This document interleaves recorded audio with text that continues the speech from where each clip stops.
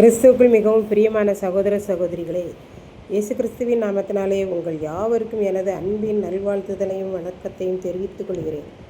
இன்றைய பகலின் குளிர்ச்சியான நாளின் தியான வசனம் நெகேமியா 5ஆம் அதிகாரம் 13ஆம் வசனம்.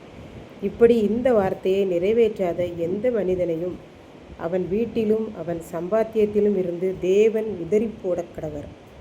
யூதர்களில் பிரபுக்களும் அதிகாரிகளும் நெகேமியாவிடம், நாங்கள் ஏழையான யூதர்கள், எங்களிடம் வாங்கிய கடனுக்கு வட்டி வாங்கியிருக்கிறோம்.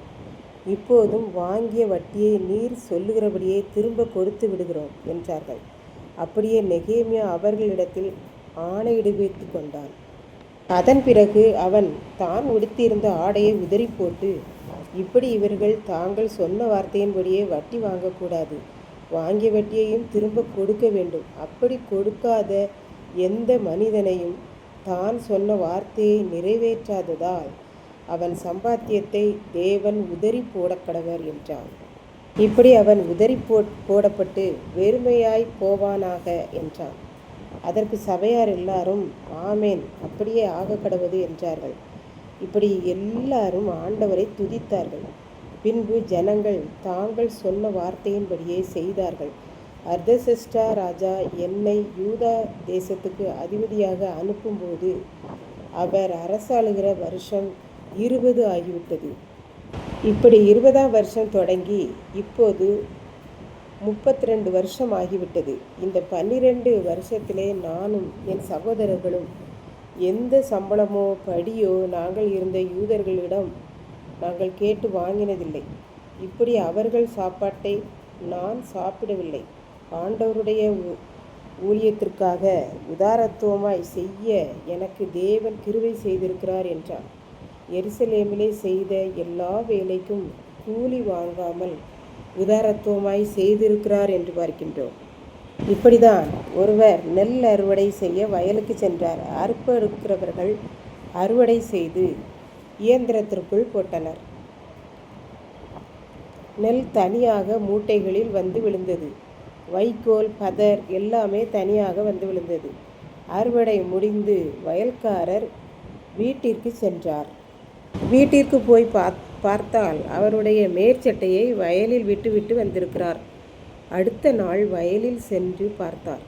சட்டை எந்த நிறம் என்றே தெரியவில்லை. அந்த அளவுக்கு, சொல்ல முடியாத அளவுக்கு அந்த நிறம் இருந்தது.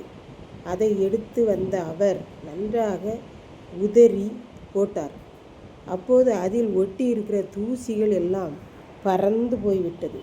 இப்போது துணியில் இருந்த பதர் துணி உதறப்பட்டவுடனே அதில் ஒட்டி இருந்த எல்லா தூசிகளும் பறந்து போய்விட்டது.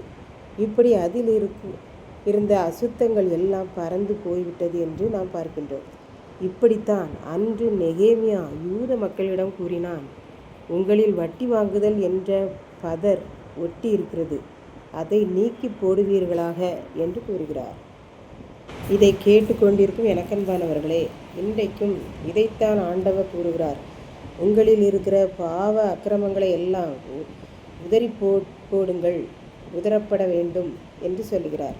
உங்களில் யாரெல்லாம் வட்டி வாங்குகிறீர்களோ அவர்களை எல்லாம் நான் என்னுடைய வஸ்திரத்தில் ஒட்டி இருக்கிற தூசியை உதறி போடுகிறது போல அவர்களை உதறி போடுவேன் என்று கூறுகிறார்.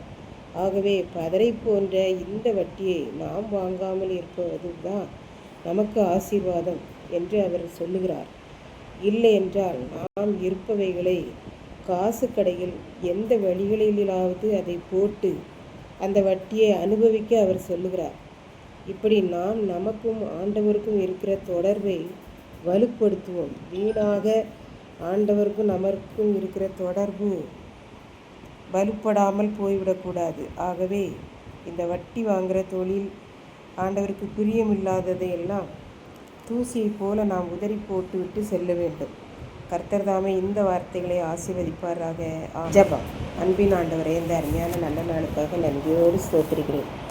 இப்பொழுதும் இந்த வார்த்தைகளை கேட்டுக்கொண்டிருக்கிற ஒவ்வொரு பிள்ளைகளும் ஆண்டவரே, உம்மால் உதறி போடப்பட்டவர்களாக காணப்படாதபடி தங்களை காத்து கொள்ள உதவி செய்யும். மீட்பர் இயேசு கிறிஸ்துவின் நாமத்திலே தாழ்மையோடு வேண்டிக் கொள்கிறேன் பிதாவே. ஆமென்.